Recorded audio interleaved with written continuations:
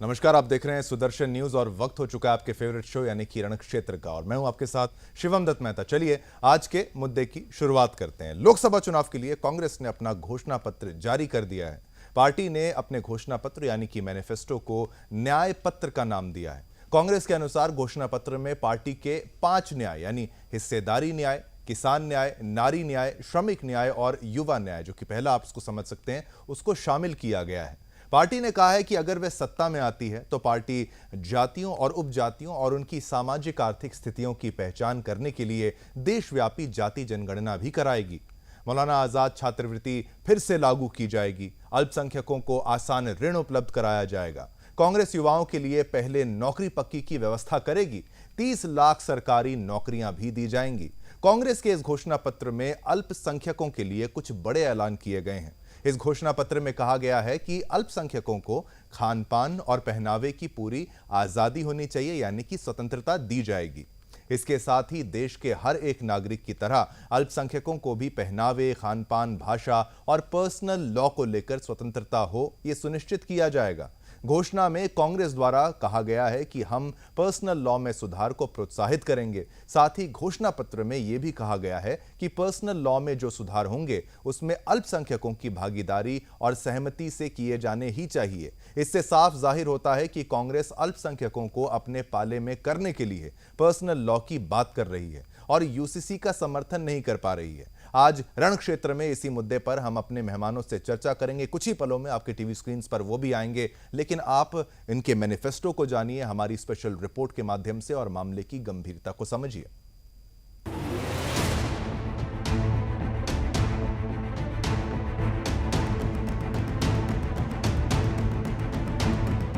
लोकसभा चुनाव शुरू होने में कुछ ही दिन बचे हैं। पहले चरण का मतदान 19 अप्रैल को होना है। ऐसे में सभी राजनीतिक पार्टियां अपने अपने आखिरी दांव खेल रही है। इस बीच आज कांग्रेस ने लोकसभा चुनाव 2024 के लिए अपना घोषणा पत्र जारी कर दिया। पार्टी ने इसे न्याय पत्र नाम दिया है।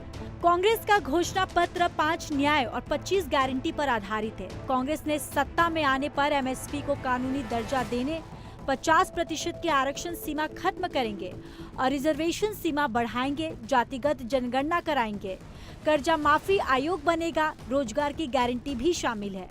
कांग्रेस के घोषणा पत्र में पार्टी के 5 न्याय, हिस्सेदारी न्याय, किसान न्याय, नारी न्याय, श्रमिक न्याय और युवा न्याय को शामिल किया गया है। घोषणा पत्र में मनरेगा में न्यूनतम मजदूरी 400 रुपए किए गए हैं। 30 लाख सरकारी नौकरियां, गरीब महिलाओं को 1 लाख की मदद, ट्रेनिंग के लिए 1 लाख की मदद भी दी जाएगी। साथ ही शहरी रोजगार गारंटी स्कीम लाने का वादा किया गया। राजस्थान में कांग्रेस सरकार द्वारा लागू की गई चिरंजीवी योजना के तर्क पर देश भर में 25 लाख रुपए तक निःशुल्क इलाज के लिए कैशलेस बीमा योजना लागू की जाएगी। परिवार की सबसे बुजुर्ग महिलाओं को महालक्ष्मी योजना के तहत 1 लाख सालाना दिया जाएगा। खास बात तो यह है कि कांग्रेस के इस घोषणा पत्र में अल्पसंख्यकों के लिए कुछ बड़े ऐलान किए गए हैं। इस घोषणा पत्र में कहा गया है कि अल्पसंख्यकों को खान पान और पहनावे की पूरी स्वतंत्रता दी जाएगी। इसके साथ ही देश के हर एक नागरिक की तरह अल्पसंख्यकों को भी पहनावे, खान पान, भाषा और पर्सनल लॉ को लेकर स्वतंत्रता हो, ये सुनिश्चित किया जाएगा। घोषणा में कांग्रेस द्वारा कहा गया है कि हम पर्सनल लॉ में सुधार को प्रोत्साहित करेंगे और साथ ही घोषणा पत्र में ये भी कहा गया कि पर्सनल लॉ में जो सुधार होंगे उसमें अल्पसंख्यकों की भागीदारी और सहमति से किए जाने चाहिए। समान नागरिक संहिता यानी यूनिफॉर्म सिविल कोड यानी यूसीसी को बीजेपी देश में जल्द लागू करना चाहती है, जिसे देश में रहने वाले सभी वर्गों के लिए एक ही कानून हो। अगर किसी राज्य में यूनिफॉर्म सिविल कोड लागू होता है तो विवाह, तलाक, बच्चा गोद लेना और संपत्ति के बंटवारे जैसे तमाम विषयों में हर नागरिकों के लिए एक ही कानून होगा। संविधान के 4थे भाग में राज्य के नीति निदेशक तत्व का विस्तृत ब्यौरा है, जिसके अनुच्छेद 44 में कहा गया है कि सभी नागरिकों के लिए समान नागरिक संहिता लागू करना सरकार का दायित्व है। लेकिन कांग्रेस अपने अल्पसंख्यक यानी मुस्लिम वोट बैंक को अपने पाले में करने के लिए घोषणा पत्र में पर्सनल लॉ लाने की बात कह रही है। इससे साफ जाहिर होता है कि कांग्रेस समान नागरिक संहिता यानी यूसीसी का समर्थन नहीं करती। पर क्या केवल यूसीसी के विरोध तक बात खत्म हो जाएगी? ये तो आने वाला वक्त बताएगा। Bureau report, Sudarshan news.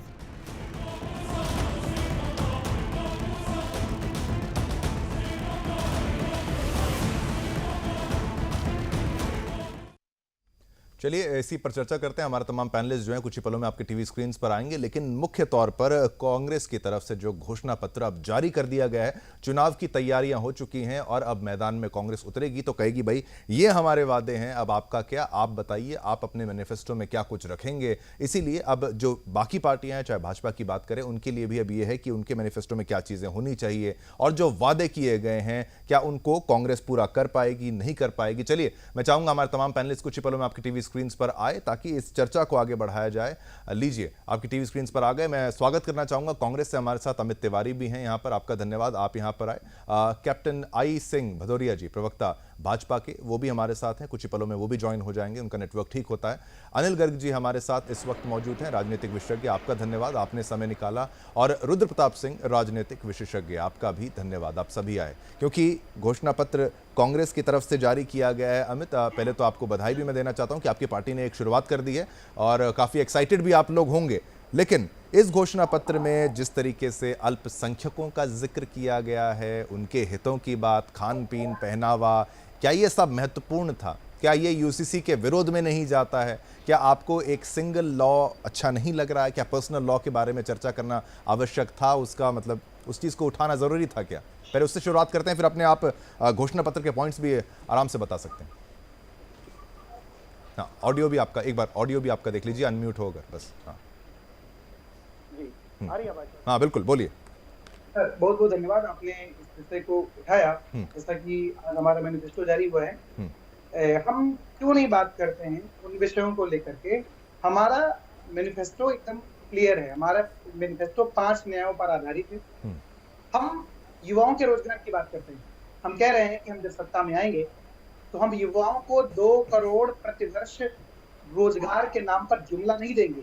हम उन्हें 30 लाख सरकारी नौकरी, वो भी पहली कैबिनेट में ही, पहली दूसरी कैबिनेट में ही पारित कराने का हम प्रयास करेंगे, देंगे। और वो भी बिना पेपर लीक के व्यवस्था की, और पेपर लीक के लिए हम सख्त कानून बनाएंगे। हम दूसरी बात करते हैं किसान न्याय की। हमने कुछ स्पष्ट कहा है, आज किसान देश में मरी का शिकार है। किसान अपनी किसानी छोड़ रहा है। जो अन्नदाता दूसरों के पेट भरता है, उसकी अपनी जीविका के लिए किस प्रकार से जीविका चलती, कैसे कर्ज तले और बोझ तले वो दबता जा रहा है, अपनी फसलों के वह वाजिब मूल्य नहीं पा रहा है। हमने कहा है कि हम सत्ता में आएंगे, इंडिया गठबंधन सत्ता में आएगा तो किसानों के कर्जे माफ किए जाएंगे। ये हमारे मैनिफेस्टो का मुख्य बिंदु है। दूसरा, हम एमएसपी पर गारंटी देंगे।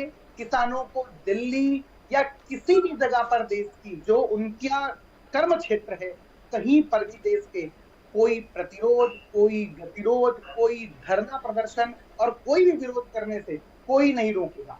आप हर जगह, क्योंकि देश लोकतांत्रिक है, तो हर किसी को नारी सम्मान देंगे, महिलाओं को उनकी गारंटी देंगे, समाज के हर वर्ग को सोशियो इकोनॉमिक स्टेटस, सबकी सामाजिक आर्थिक स्थितियों को सुधारने का पूरा मौका देंगे। हम नहीं देंगे भाजपा की तरह हम कहते तो हैं अभी मैनिफेस्टो किस माध्यम से जारी करेंगे। इन्होंने 2 मैनिफेस्टो जारी किए और अब ये नया मैनिफेस्टो लाने की इसलिए उसमें नहीं है, इस स्थिति में नहीं है कि इन्होंने जो पिछले मैनिफेस्टो में वादे किए थे 2022 तक किसानों की आय दोगुनी होगी। क्या आप बताइए, किसान और कर्ज तले दबता चला गया, क्या किसानों की आय दोगुनी हुई?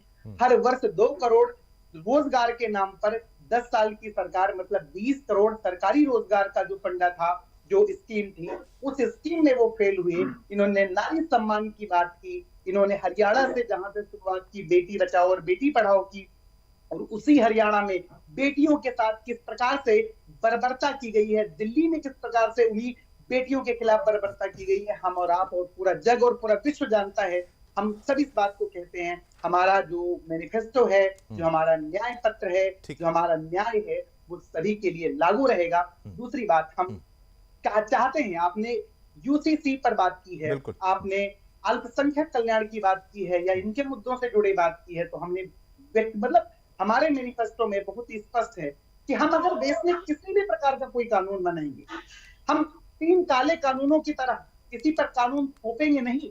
देश लोकतांत्रिक है, डेमोक्रेटिक है, हम सबके सलाह और मशवरे से सब चीजों को लागू करेंगे। अगर हम कोई चीज लागू भी करेंगे तो उसमें जिसके लिए लागू किया जाना है ना, उसकी बातों को भी तो रखना जरूरी है। उसकी बातों अब किसानों के लिए अगर कोई स्कीम बन रही है, अगर किसानों के लिए कोई गारंटी बन रही है और अगर किसानों के लिए कोई योजना तैयार कर रहे हैं, तो कम से कम कोई भी सरकार हो, मैं शिवम जी मैं कहता हूँ कोई भी सरकारें हो देश की, उनको चाहिए कि उस वर्ग से बात करें। अगर युवाओं के लिए कोई स्कीम बन रही है तो चाहिए कि युवाओं के प्रतिनिधिमंडल या जो युवा है उनसे वो बात की जाए। तो हमने बहुत स्पष्ट तौर पे किया है कि ऐसा नहीं होगा कि सरकार जब बनेगी तो देश के सामने ये सब इश्यूज नहीं आएंगे, बिल्कुल तो आएंगे शिवम जी, लेकिन हम उन सभी इश्यूज का सलूशन निश्चित तौर पर सबकी आम सहमति के साथ करेंगे और देश में कोई भी ऐसा गतिरोध पैदा नहीं होने देंगे। अल्पसंख्यक अगर मैं अल्पसंख्यक कहूं पर पर्सनल लॉ कहूं, अगर ये मैं मुद्दा आपकी तरफ से जो आपकी पार्टी की तरफ से उठाया जा रहा है, तो क्या सीधा वही बात नहीं है कि मुसलमानों को फेवर करने के लिए मुस्लिम अपीजमेंट के तौर पर इसको पुनः देखा जाए कि भाई पर्सनल लॉ और किसका पर्सनल लॉ होता है, कि भाई देश में अगर एक कानून ही चले, यूसीसी के आपकी पार्टी का स्टैंड क्या है, समर्थन में नहीं है या आपको लगता है कुछ घाटा है उससे? क्योंकि अगर एक देश में एक कानून चल जाए, देखिए मेरा एक छोटा सा ये कहना है कि हम जैसे महिलाएं हैं, बच्चे हैं, उन सभी जानते हैं कि भाई उनको कैसे ट्रीट करना है, एक मिनिस्ट्री होती है उसके लिए पूरा, वो समझते हैं कि महिलाओं के हित में क्या है क्या नहीं है, बच्चों के हित में क्या है नहीं है, और ऐसे ही शादियों के लिए, तमाम चीज़ों के लिए। अब क्या पर्सनल लॉ को आधार बनाते हुए उसमें कहीं भाई हमें इतनी शादियां करनी है, इसकी अनुमति रहे, ये हमेशा बनी रहे, इससे नारी का शोषण हो, ये गलत है। तलाक को लेकर जो शोषण होता है, चाहे वो धर्म विशेष कुछ भी हो, मजहब विशेष कुछ भी हो, लेकिन अगर उसमें कोई बदलाव करना है, क्योंकि भाई अगर आप उन्हीं से पूछेंगे तो वो कहेंगे भाई हमें तो बदलाव चाहिए नहीं, तो फिर क्या उनकी बातों के आगे घुटने टेकने पड़ेंगे सरकारों को कि भाई आपको भाई ठीक है ये पर्सनल लॉ का मामला है, इसमें हम हस्तक्षेप नहीं करेंगे और हम आपको वादा देते हैं कि पर्सनल लॉ अल्पसंख्यक यानी मुसलमान, जो कि शायद मैं कहूं तो अल्पसंख्यक भी नहीं है। अमित, पहले आपका टिप्पणी, फिर बाकियों पर जाते हैं। Quick comment. मैं बहुत स्पष्ट तौर पे कहना चाहता हूँ कि देश में कोई भी नियम बने, अल्पसंख्यकों के लिए बने, बहुसंख्यकों के लिए बने, चाहे जिसके लिए भी नियम बने, ये बात तो निश्चित तौर पर समझनी पड़ेगी कि जिसके लिए नियम बनाए जा रहे हैं उनसे सलाह मशवरा तो करना पड़ेगा ना। कि हम देखिए, हम वोटों के ध्रुवीकरण पे नहीं जाना चाहते, लेकिन हम इस बात का भरोसा दिलाना जरूर चाहते हैं कि देश के अंदर इंडिया गठबंधन के माध्यम से कोई भी कानून बनेगा, चाहे वो किसानों के लिए हो, चाहे वो नौजवानों के लिए हो, चाहे वो महिलाओं के लिए हो, चाहे वो अल्पसंख्यकों के लिए हो, चाहे वो बहुसंख्यकों के लिए हो, जिनके लिए कानून बनेगा उन सभी को न्याय मिलेगा और उनके लिए निश्चित तौर पर उनका प्रतिनिधित्व, उनकी भागीदारी तय की जाएगी। बिल्कुल ठीक है, चलिए आपकी सारी बातों को यहाँ पर समझा, लेकिन वो अल्पसंख्यक यानी मुसलमान, ये बात भी तो क्लियर है कि नहीं है, ये पूछता हूं। अनिल गर्ग जी, आप पर आता हूं मैं, क्योंकि इस पूरे आपने मैनिफेस्टो को अगर देखा हो तो 5 न्याय की बात करी है, 25 गारंटी की बात करी है, एक मोदी की गारंटी है और अब कांग्रेस की भी एक गारंटी है। वो कहते हैं कि भाई हमारी गारंटी ज़्यादा बेहतर है, हम 1 लाख रुपए अप्रेंटिस देंगे, जो बच्चा पास आउट होगा उसको हम ये देंगे। नारी न्याय की बात करिए, वहाँ पर भी 1 लाख का आंकड़ा गरीब महिलाओं को दिया जाएगा, किसान को MSP दी जाएगी, श्रमिक को 400 रुपये मजदूरी दी जाएगी। ये पॉइंट टू पॉइंट उन्होंने एक अच्छा मैनिफेस्टो अपने हिसाब से तैयार किया है, लेकिन ये जो अल्पसंख्यक वाला मुद्दा इसमें डाल दिया, पर्सनल लॉ का मुद्दा डाल दिया, और जो विरोध उनकी पार्टी से नेता छोड़कर जा रहे हैं वो भी कहीं ना कहीं धर्म से जुड़ा हुआ मुद्दा ही बता के जाते हैं, चाहे राम मंदिर। इसीलिए क्या इस मैनिफेस्टो में भी मुस्लिम अपीजमेंट आपको दिखी है? और ठीक है, जो वादे किए हैं वो तो दोनों पार्टियों की तरफ से किए जाएंगे, पूरे कब होते हैं वो जनता जाने। शिवम जी, अभी मैंने अमित जी को अच्छे से सुना, अच्छा भाषण था, अपने मैनिफेस्टो को उन्होंने ठीक से डिफेंड किया। देखो, एक पुरानी कहावत है, खरबूजे को देख के खरबूजा रंग बदलता है। आम आदमी पार्टी का स्टाइल होता था, कुछ भी करेंगे बोले कि हमने जनता से पूछ लिया था, जनता से आवाज ली थी, जनता का निर्णय है। तो आज कांग्रेस भी ऐसी बात कर रही है कि हम कुछ भी करेंगे जनता से पूछ के करेंगे। अल्पसंख्यक मामलों में अल्पसंख्यक मामलों में बिठाएंगे, किसान की बात करेंगे किसानों को बिठा लेंगे, युवा की बात करेंगे युवा को बिठा लेंगे। अब आप भी जानते हैं कि जनता से पूछ के अगर सरकार चलाएंगे तो फिर इसका मतलब आप सरकार चलाने के योग्य ही नहीं है। आपको ये नहीं समझ में आता जनता के मामले क्या है, युवाओं के मामले क्या है, महिलाओं के मामले क्या है, गरीबों के मामले क्या है, अल्पसंख्यकों के मामले क्या है, सब मालूम है ना। और इतना ही पूछना था तो थोड़ा वापिस चलते हैं 1954 से 1956 तक हिंदू कोड बिल में 3 मेजर डिफरेंस किए थे। तब कितने हिंदुओं से पूछा था क्या? मेरे ख्याल से तो एक भी हिंदू से नहीं पूछा था आपने बुला के, किसी हिंदुओं के संगठन से, किसी शंकराचार्य से या किसी धार्मिक नेता से, भाई साहब हम हिंदू कोड बिल में ये चेंज करना चाहते हैं, करना चाहिए कि नहीं करना चाहिए। एक बात। दूसरी बात, आप इनको अगर पूरे घोषणा पत्र को ध्यान से देखें, मुझे थोड़ी निराशा क्यों होती है कांग्रेस अपने डरने से बदली नहीं है। कांग्रेस के नेता जिस कारण छोड़ के जा रहे हैं उस कारण को कांग्रेस आज तक समझ नहीं पाई है। आज भी ये दो चीजों पे चल रही है, या तो जाति की राजनीति कर रही है या धर्म की राजनीति कर रही है। पूरा आप मैनिफेस्टो उठा के देख लो, आपको ये दो चीजों में भरमार मिलेगी। हम रिजर्वेशन का 50% का दायरा तोड़ देंगे, यानी जो सुप्रीम कोर्ट ने 50% की एक आपका बैरियर लगाया था कि भाई इससे ज्यादा रिजर्वेशन मत करो, काफी जो रिजर्वेशन से बाहर के लोग हैं उनको भी तो थोड़ा बहुत जीने दो, लेकिन इनका कहना नहीं हम उस दायरे को तोड़ देंगे। हम देश में जाति के आधारित जनगणना कराएंगे, यानी देश जाति और धर्म से ऊपर उठ के आगे बढ़ना चाहता है। ये वापिस जाति और धर्म पे लेके जा रहे हैं। क्यों लेके जा रहे हैं ये तो ये बेहतर जानते होंगे। मुझे नहीं लगता है कि इसकी कोई आवश्यकता है।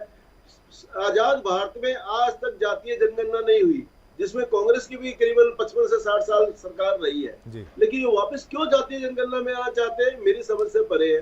ये देश को वापस जातीय दलदल में क्यों घसीटना चाहते हैं। ऑलरेडी हम लोग जातीय और धर्म की बात बहुत करते हैं, जातीय और धर्म की बात करते करते बहुत सारी समस्या सह रहे हैं। हमें इसको ठीक करना है या इसको बढ़ावा देना है, ये मेरी समझ से परे है। आपने एक बार भी ये बात दी कि हम भारत को विकसित भारत कैसे बनाएंगे, आपने एक बार भी बात दी कि हम भारत का इंफ्रास्ट्रक्चर कैसे बढ़ाएंगे, आपने एक बार भी बात दी कि भारत की हम जीडीपी को कैसे बढ़ाएंगे, आपने एक बार भी बात दी कि भारत की सामरिक शक्ति कैसे बढ़ेगी। इसमें आपका मैनिफेस्टो मौन है। चुनाव हो रहा है देश की संसद का, देश के प्रधानमंत्री का चुनाव होना है, देश की सरकार चलाने का चुनाव होना है। हम पूरे भारत में कैसे कम्पीट करेंगे और कैसे आगे लेके जाएंगे भारत को, इस पे चर्चा करनी भी उतनी ही जरूरी है जितनी दूसरे मुद्दों पर। लेकिन मुझे लगता है कि कांग्रेस शायद ये वाला पहली छूट गई है। हो सकता है अभी इसका भी एडिशन आए और उसमें सारी चीज आ जाए। मुझे ऐसा लगता है जाति और धर्म से देश को आगे बढ़कर ही सोचना चाहिए, जिसमें कांग्रेस को गड़बड़ है। अभी आपने बात की कुछ लोग कांग्रेस के छोड़ के गए, अब उन्होंने क्या किया, गौरव बल्लभ ने क्या बयान दिया है, संजय निरुपम ने क्या बयान दिया है, विजेंद्र चौधरी ने क्या बयान दिया है। ऐसे ही ये लोग बयान क्यों दे रहे हैं। देखिए देश में देश की संस्कृति सनातन है, देश का वे ऑफ लाइफ हिंदुत्व है। जब इन दोनों को ये छोड़ के आगे बढ़ेंगे तो फिर बढ़ेंगे कैसे, ये मेरे पास एक बड़ा सवाल है जिसका कांग्रेस ने अभी तक उत्तर नहीं दिया। बिल्कुल ठीक है। अमित आएंगे आप पे आएंगे और सवाल चलिए आप एक सवाल आपसे पूछ लेता हूं। अमित आप ये बताइए जातीय जनगणना क्यों करना है, इसको आवश्यकता क्या है। आपने फिर आपके मल्लिकार्जुन खड़गे जी ने जो जिस तरीके से कहा कि भाई हम सभी की समीक्षा करेंगे, देखेंगे आर्थिक स्थिति क्या है, उसमें जो स्वर्ण वर्ग है उसमें भी जिस तरीके से अगर कोई आर्थिक रूप से पिछड़ा है तो आपकी सरकार के द्वारा तो ये नहीं किया जा रहा था पहले, अब दोबारा जाति जनगणना की बात अगर आप करेंगे, भाजपा की तरफ से ये जो इकोनॉमिकली वीकर है उसके बारे में भी सोचा गया था, उसका रिजर्वेशन का भी प्रावधान वहाँ पर रखा गया था। अभी अचानक से दोबारा जाति जनगणना बार बार क्यों धर्म को एक विभाजित करने की प्रक्रिया। भाई कोई हिंदू है तो हिंदू रहने दीजिए, मुस्लिम है मुसलमान रहने दीजिए। नहीं तो किसी के धर्म को परिवर्तन करने की कोई व्यवस्था ला करके थोड़ी ले आना। दूसरी बात, मैं अनिल जी की बात को बहुत छोटे पॉइंट में जवाब दूंगा कि देश को विकसित कौन बनाएगा।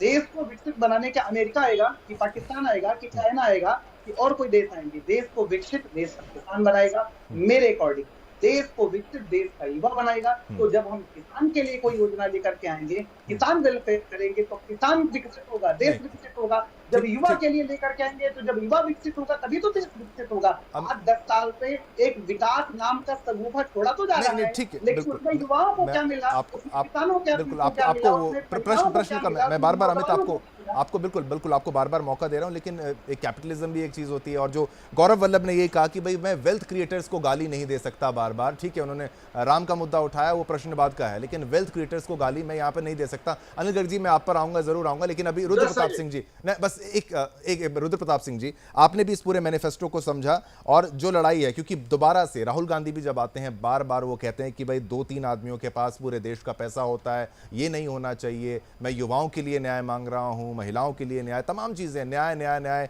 भारत जोड़ो न्याय आता, हर चीज के लिए न्याय ही मुद्दा बनाया जाता है। लेकिन जो पार्टी छोड़ के जा रहे हैं वो कहते हैं कि भाई मैं तो देखो राम का अपमान नहीं कर सकता, या फिर ये पार्टी का स्टैंड है, ये हटना चाहिए। लेकिन गौरव वल्लभ ने जो वेल्थ क्रिएशन के बारे में कहा, वेल्थ क्रिएटर्स को मैं अगर दिन भर गाली दूं तो वो मैं नहीं कर सकता। क्या इस चीज़ में कहीं ना कहीं कांग्रेस पार्टी पीछे रही? और बाकी आपका जो एनालिसिस रहेगा पूरे मैनिफेस्टो में, फिर उसके बाद हमने भाजपा का रिएक्शन लेंगे। जी नमस्कार, आवाज आ रही है मेरी? बिल्कुल बोलिए। देखिए उन्होंने बड़ी स्पष्ट बात पे रखी है, और एक आज बात आपने देखा होगा कि मल्लिकार्जुन खड़गे जी ने बहुत अच्छी बात करी कि जितनी भी चीजें हम लोग ला रहे हैं, इसको जब तक हमारे कार्यकर्ता जमीन पर नहीं लेके जाएंगे, लोगों के घर घर तक नहीं लेके जाएंगे, तब तक फायदा नहीं होगा। कांग्रेस की जो मूल समस्या है वो केवल दिल्ली तक सिमट के रह गई है। वो जैसे अभी कांग्रेस के प्रवक्ता कर रहे हैं कि हम सबसे बैठ करके बात करके चीजों को लागू करेंगे, वही तो नहीं हो रहा है। अगर आप वही करने लगिए तो सारी चीजें समझ में आ गई। आपके पास कोई बहुत अच्छी चीज है, आपने अपने घर में बंद करके रखी है, वो हमको पता ही नहीं है, तो हम कैसे जानेंगे कि आपके पास बहुत अच्छी चीज। रही बात मैनिफेस्टो की, तो मैनिफेस्टो देखिए एकदम बहुत सामान्य तरीके से चुनावी लुभावने वादों से भरा हुआ है कि हम ये दे देंगे, हम ऐसे दे देंगे, हम उनको दे देंगे, हम ऐसे ये कर देंगे। लेकिन इसके ऊपर जनता का विश्वास किस तरीके से होगा? क्योंकि जो आपने अभी वादे किए हैं, 2-4 राज्यों में आपकी सरकार है, पहले आपको वहां पर दिखाना चाहिए था उसको करके, तो उससे लोगों का भरोसा बढ़ता। अगर आज मान लीजिए मैं आपके चैनल पे कह देता हूं कि अगर मुझे आप वोट देते हैं तो मैं आपके लिए ये कर दूंगा, तो लेकिन जनता इस बात पर भरोसा क्यों करे कि मेरे कहे हुए बात जो है वो मैं कर दूंगा? क्योंकि सरकार में आने के बाद क्या चीजें होती हैं और नहीं होती हैं वो अलग बात है। दूसरी चीज, कांग्रेस ने जैसे अभी इसके पहले बता रहे थे कि कांग्रेस उस चीज से बाहर ही नहीं निकल पा रही है, इस बात में सच्चाई है। अल्पसंख्यक और जाति की राजनीति, इससे वो बाहर नहीं निकल पा रही है। और ये कहीं ना कहीं कांग्रेस के लिए, क्योंकि अगर आप इस बात को उठाते हैं तो आपका नेतृत्व ही सबसे बड़ी बात है कि आप ही सवर्ण नेतृत्व के हैं। भैया आप जैसे राहुल गांधी ने, आपने देखा होगा पिछले 3-4 महीनों में जो न्याय यात्रा के दौरान ओबीसी का मुद्दा उठाया है कि कितनी ये है, उसका बीजेपी ने इतना तार्किक जवाब दे दिया कि आपके पास जवाब ही नहीं बनते कि आपने जब नियुक्ति नहीं की तो कहां से आपका ज्वाइंट सेक्रेटरी लेवल का अधिकारी आ जाएगा? या आज कांग्रेस के टॉप नेतृत्व में देख लीजिए, आप भी 3 लोगों में 5 लोग जो मंच पे बैठते हैं उसमें से 3 लोग एक ही परिवार के हैं राहुल। तो उस चीजों को आप जब लोगों को दिखाना पड़ेगा, कहने से काम नहीं चलता है। अगर वो चीज जो आपकी कथनी है वो आपकी करनी में दिखाई देगी। आज आप बताइए कि एक तो कांग्रेस वैसे ही धर्म विरोधी पार्टियों के रूप में जानी जा रही है कि भाई राम मंदिर की स्थापना में आप नहीं गए, उसके बाद आप अल्पसंख्यक के मुद्दे को इतने जोर शोर से उठाओगे, तो एक बहुसंख्यक समाज इस बात को समझ रहा है ना, क्योंकि क्यों आप एक वोट की राजनीति करते हैं? अगर मान लीजिए कोई भी पार्टी आप बात करते हैं, ठीक है चलिए उतनी होनी चाहिए, इसमें कोई बुराई नहीं है, लेकिन उसके जो अपोजिट जो तर्क है उस पे आप जब आते हैं तो उसका जवाब देने में आप सफल नहीं होते हैं। जो लोग आपको छोड़ कर जा रहे हैं उनके 2 आरोप लगाए जा रहे हैं बाद में। एक तो शीर्ष नेतृत्व मेरी सुनता नहीं है, अब जनता की सुनने की बात कर रहे हैं।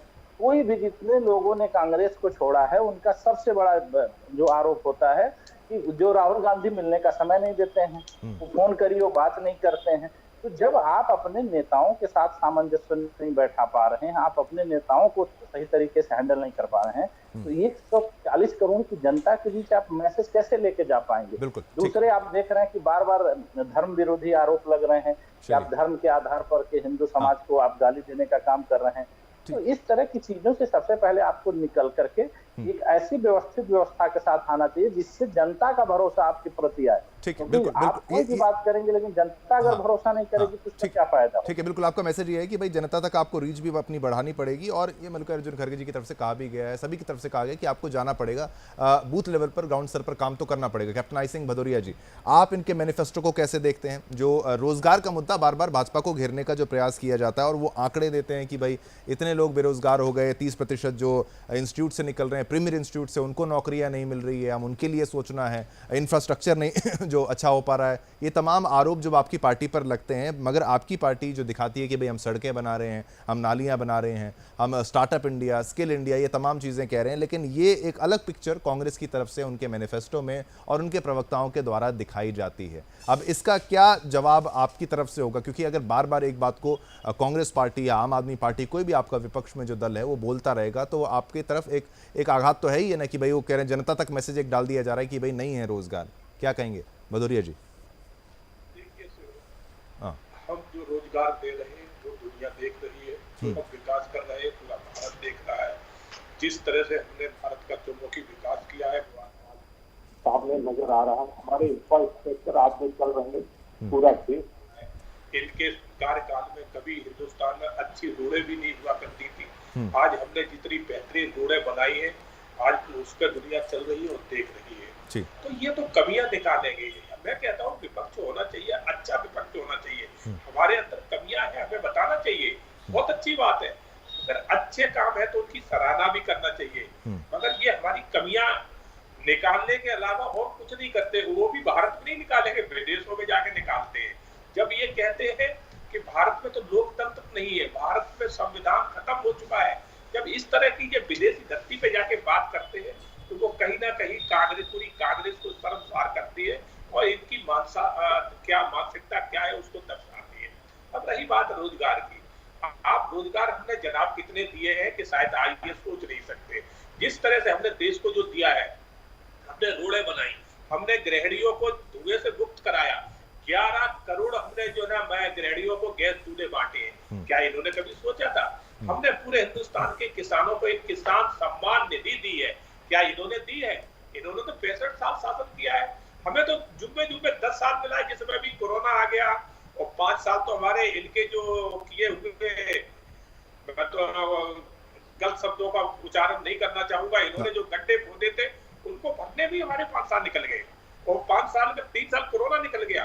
हमें जो मिला है उसके अंदर आप देखिए हमने कितना बड़ा विकास किया है। आज महिला सशक्तिकरण जो हमने किया है, ये तो सोच ही नहीं सकते थे। इनके टाइम तो महिलाओं की क्या इन्होंने हालत बना के रखी थी। आज हमारे टाइम महिला वैज्ञानिक भी है, पायलट भी है, अच्छे पदों पे है। एयरफोर्स में हम ले गए उनको, सेना में हमने उनको दिया, कहाँ नहीं है। आज हर जगह पहला सम्मान हम दे रहे, मगर ये नहीं सोच सके क्योंकि इनकी सोच सिर्फ एक परिवार तक सीमित थी। और आज जो इनका मैनिफेस्टो आया है उसमें सिवाय लोग लुहाने बातों के अलावा और कुछ नहीं है। इसी तरह के इन्होंने जब पिछला विधानसभा मध्य प्रदेश और राजस्थान में हुआ था तो वहां भी किया था कि हम किसानों के कर्जा माफ करेंगे। मध्य प्रदेश में सरकार 16 महीने रही और इसकी सरकार गिर गई। राजस्थान में 5 साल रही, किसानों का कर्जा माफ नहीं कर पाए, वहां भी सरकार इनके हाथ से चली गई। तो ये सिर्फ बातें कर रही। अब इन्होंने एक रट और पकड़ रखी है, पिछड़ा वर्ग को ओबीसी गिनती होना चाहिए। अरे जनाब, आप ओबीसी की बात कर रहे हो?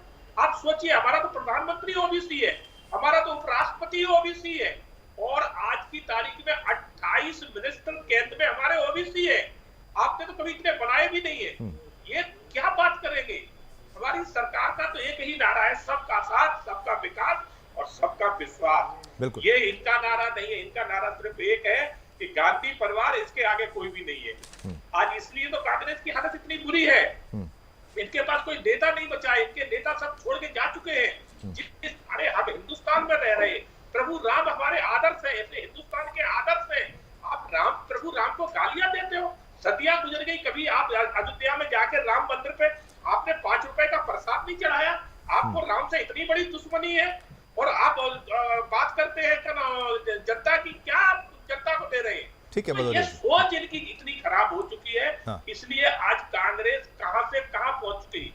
एक समय वो था जब पूरे हिंदुस्तान पे कांग्रेस का शासन था, चाहे केंद्र हो चाहे प्रांत हो, और आज कांग्रेस की गिनती उंगलियों पे भी नहीं बची है। तो इनके ये कर्म ही तो है, क्योंकि सिवाय वहाँ एक परिवार के अलावा और किसी की चलिए, ये परिवार का कमांड, ये वाला मुद्दा भी बार बार उठाया जा रहा है। और ये परिवार वाला मुद्दा भी जब लालू यादव ने मोदी पर हमला किया तो उन्होंने इसी को अपने बेनिफिट में, अपने फायदे के लिए उठा लिया। हाँ अनिल गर्ग जी, आप कुछ कहना चाह रहे हैं, फिर अमित तिवारी आप पर भी आएंगे, लेकिन एक मेरा प्रश्न भी है मैं आपको। अनिल गर्ग जी, एक प्रश्न भी मैं कह दूं कि भाई गरीबी हटाओ का नारा कांग्रेस का हमेशा से पुराना रहा है कि भाई गरीबी हटाओ। तो अभी भी जो इन्होंने कहा है कि भाई 23 करोड़ लोग देश में गरीब हैं, ये आंकड़ा दिया जा रहा है। यूपीए की सरकार ने 24 करोड़ लोगों को गरीबी से बाहर निकाला, इसी प्रेस कॉन्फ्रेंस के दौरान कहा गया है, और कि 10 साल में, अगले 10 साल में अगर वो आ गए तो वो 23 करोड़ लोग जो गरीबी में हैं उनको भी बाहर निकाल दिया जाएगा। एक आंकड़ा कहता है कि भारत में एक्सट्रीम पॉवर्टी खत्म हो गई है। ये आंकड़ों का खेल जिस तरीके से दोनों पार्टियों की तरफ से या एजेंसियों की तरफ से दिया जाता है, अब विश्वास करें तो किसका करें? हर मामले में, चाहे रोजगार हो, चाहे गरीबी हो,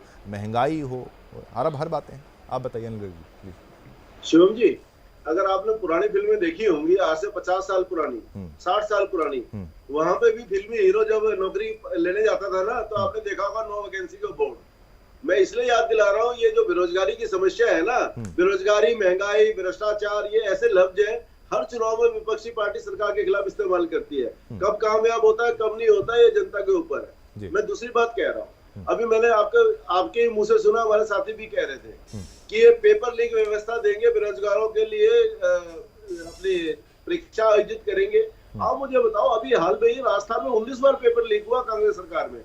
या तो ये बोले वहां कांग्रेस सरकार का कोई अस्तित्व नहीं था, या तो ये बोले वहां की जो कांग्रेस सरकार थी वहां पे कांग्रेस हाईकमान का कोई कमांड ही नहीं था, या बोले कि उस समय चूक हो रही थी, अब हमने सीख लिया कैसे अब पेपर लीक नहीं होने देंगे। मतलब दूसरे पे उंगली उठाने से पहले खुद तो देख लो ना भाई दिक्कत क्या है।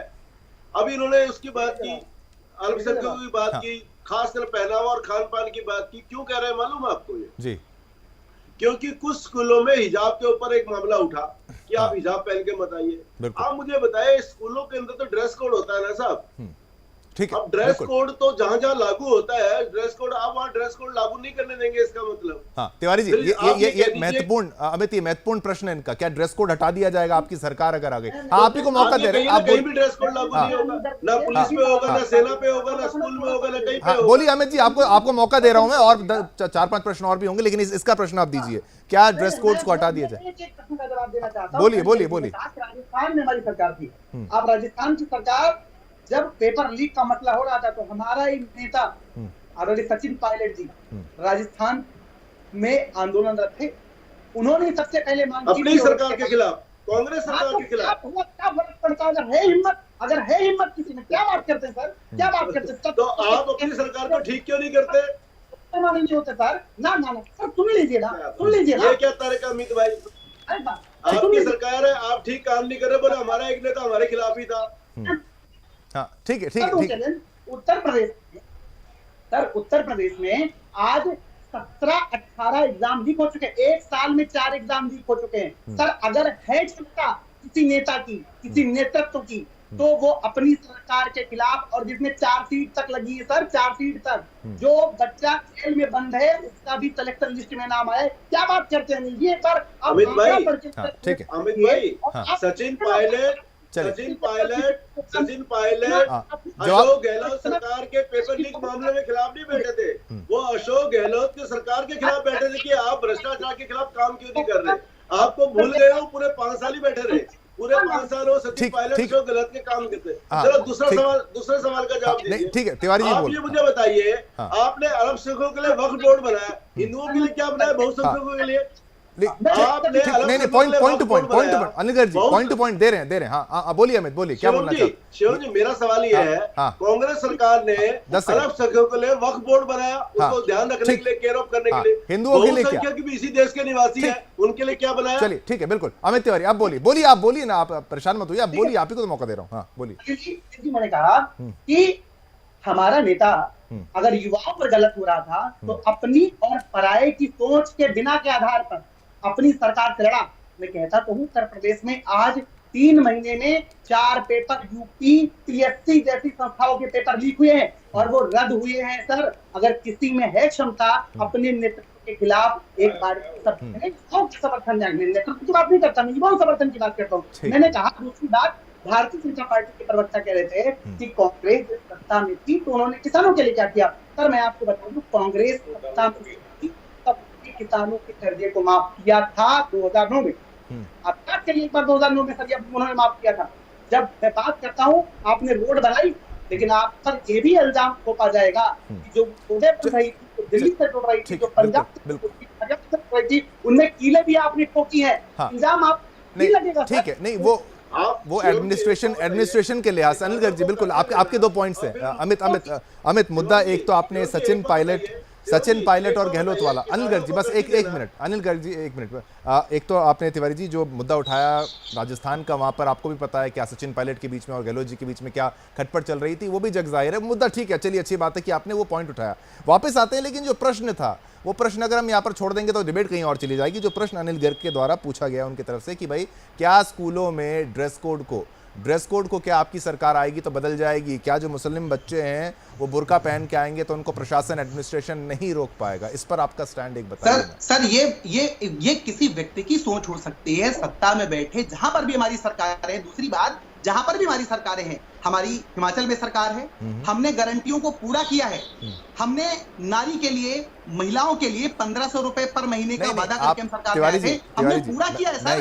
हमने युवाओं के बड़ा छोटा सा वादों को पूरा किया है। हमने सर तेलंगाना में महिलाओं को फ्री बस सुविधाओं का वादा पूरा किया है सर। क्या बात करते हैं आप? हम जिस राज्य में सरकारों में हैं, मैं आपको आश्वस्त करना हाँ ठीक है, बिल्कुल नहीं, आप पॉइंट जो है उसका आंसर नहीं दे रहे। क्या ये ड्रेस कोड रहेगा नहीं रहेगा, बस इतना बता दीजिए, फिर आप बाकी। सर ये सवाल कहां से आ गया सर? इस कपोर कल्पित सर, इस कपोर अल्पसंख्यकों को खान पान पहनावे की आजादी, तो किसी को बुर्का पहनने के लिए मना तो नहीं किया गया ना तिवारी जी? मैं आपको बताऊं सर, बहुत सी चीजें आप भारतीय जनता पार्टी के प्रवक्ता से पूछिए, आधिकारिक प्रवक्ता से पूछिए, क्या जो यूनिफॉर्म सिविल कोड की बात कर रहे हैं उनको भी उनके तथ्य पता है? नहीं सर, जब तक चीजें नहीं आती है ना सर, जब तक चीजें नहीं आती ये क्या जब आपकी पार्टी ने आज मैनिफेस्टो किया है, भाजपा को तो मैंने प्रश्न पूछे, मैंने उनसे बेरोजगारी तक का मुद्दा पूछा। अगर कोई मुझे बोले, मैं तो हर मुद्दा पूछता हूँ। मैं कह तो रहा हूँ ना सर, आपने क्वेश्चन, अमित जी क्वेश्चन इवेट कर दिया, आपने क्वेश्चन इवेट कर दिया। आपने अल्पसंख्यकों के लिए वक्फ बोर्ड बनाया, बहुसंख्यकों के लिए क्या बनाया? हाँ ठीक है, नहीं चलिए, ये अल्पसंख्यकों के लिए वक्फ बोर्ड बनाया है, आपने बहुसंख्यकों के लिए क्या बनाया? मैं तो पूछ रहा हूँ ना, आप 10 साल में बनाते ना सर, आपने भी तो 10 साल में नहीं बनाया, क्या बात करते हैं सर? आपने तो शंकराचार्य को भी नहीं माना। ये सवाल है, भदौरिया जी से भी पूछ सकते हैं, भदौरिया जी से भी हम पूछ लेंगे। वक्फ बोर्ड वाला मुद्दा, वक्फ बोर्ड वाला मुद्दा भी तो आपने किया है ना, ठीक है, ये देश ये भी तो देख रहा है ना, सनातन धर्म के। लेकिन तिवारी जी आपने ये प्रश्न का भी तो अपमान आपने किया है। तिवारी जी आपने वो खान पान पहनावा, ठीक है बिल्कुल आपको मौका दे रहा हूँ, लेकिन खान पान पहनावा वाला मुद्दा है जो उसका आपने प्रश्न का उत्तर नहीं दिया। आप अभी भी बच्चों के अगर स्कूल में कोई दिक्कत ना है, क्योंकि ये एक हॉट टॉपिक भी रहा है कि भाई क्या पहन के आना, नहीं पहन के आना है। भाजपा के प्रवक्ता पर जो आरोप लगाए हैं, और वक्फ वाला जो मुद्दा है, आपकी पार्टी का स्टैंड, भाजपा का क्या स्टैंड? कि भाई कांग्रेस के प्रवक्ता कह रहे हैं कि भाई आपकी पार्टी भी 10 साल में रही, आप हटा लीजिए ये सब चीजें, हटा लीजिए सर, बना नहीं ठीक है अमित जी, आप बोलने दीजिए ना उनको, सबसे ज्यादा मौका आपको दिया, उनको बोलने दीजिए ना प्लीज।